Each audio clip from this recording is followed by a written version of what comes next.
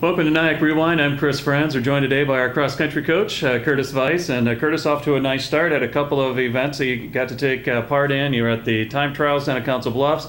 Then last weekend, you're down at Sioux Falls, South Dakota. Let's first of all talk, I guess, about the beginning of the season before we start getting into the kids here. But talk about those two events and how you did. The first two meets we really used as glorified practices.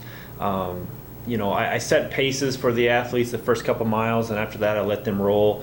But they executed, both weeks the game plan, and I think a lot of those athletes are used to going out pretty hard at the start and really fading at the end. And I just looked at splits from this past weekend. We had athletes actually going negative throughout the race and getting to the last mile running, 5 or 10 seconds faster than the first mile. So we'll head into what we call our first meet this coming Friday at Buena Vista, but these last two meets, preseason for us, and I'm excited to get out there, and we'll change the game plan a little bit and go out and race. And the reason you say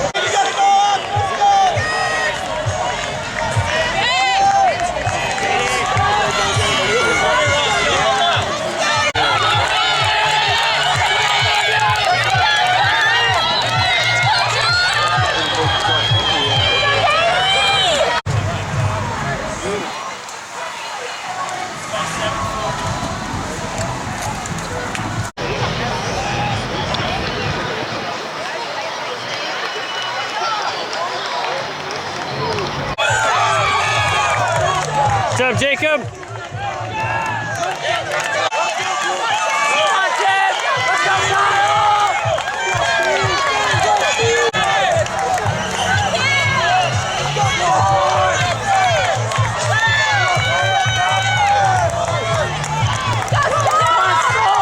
And the reason you say we're really getting into the meat of the season now is because we really haven't, as far as the guys are concerned, haven't ran the 8K yet. It's just been a 5K and then a 4 mile, I guess, this past weekend too. So yeah, you really don't know what you have in the 8K side. Yeah, and I feel good about what the guys did in the 4 mile.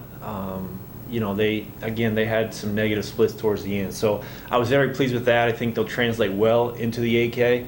And we'll see this weekend. It's a lower key meet, and that's why we scheduled it. There'll be 5 or 6 teams. This weekend, there was 20, 25 teams there. So a little bit different, but it'll be good to get to feel what we've got. A young group, and I'm excited to see what they can do now for the 8K. Let's talk about the women's side first here. The women, I thought, ran extremely well down at the time trials. You had a freshman come in and run very, very well. Of course, your sophomores are back as well. But boy, your team looks very strong against the other junior colleges. Yeah, again, the women executed the game plan perfectly. We had a pack of them start out in the upper teens or lower 20s as far as places go in the first mile, and I think we had 3 or 4 in the top 10. So they just, after that first mile, and they just continue to roll and move up. And this weekend, again, a little bit different, maybe some stronger competition.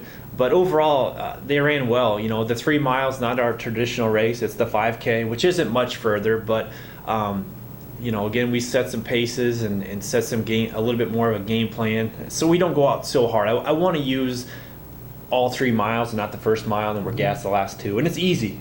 Beginning of the season, we're excited. We want to get out there. We want to race. And I want to hold them back so they can run the entire race and hit pretty close to even splits or even negative, towards the end. So, that philosophy has worked for us in the past, and we've kept it in place this year. And for women, we get a 5K this weekend. Same thing, 5 or 6 teams, so low key.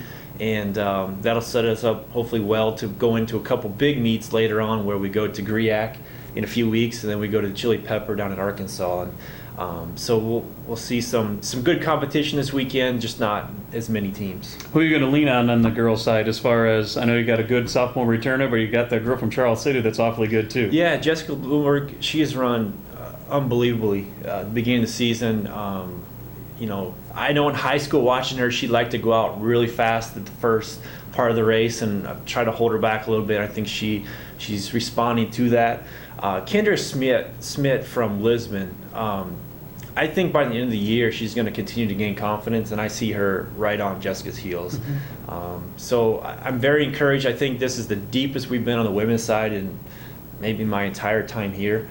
I think we've got 5 or 6 women who can run low to sub-20s, by the end of the season, and if we can stay healthy and continue to train hard, I think it's realistic. I don't know, you had a chance to see Hannah Palmetter here the other day too over at Sioux Falls. I mean, how's she doing? Yeah, it'd be better if she was in a NIACC uniform. Yeah.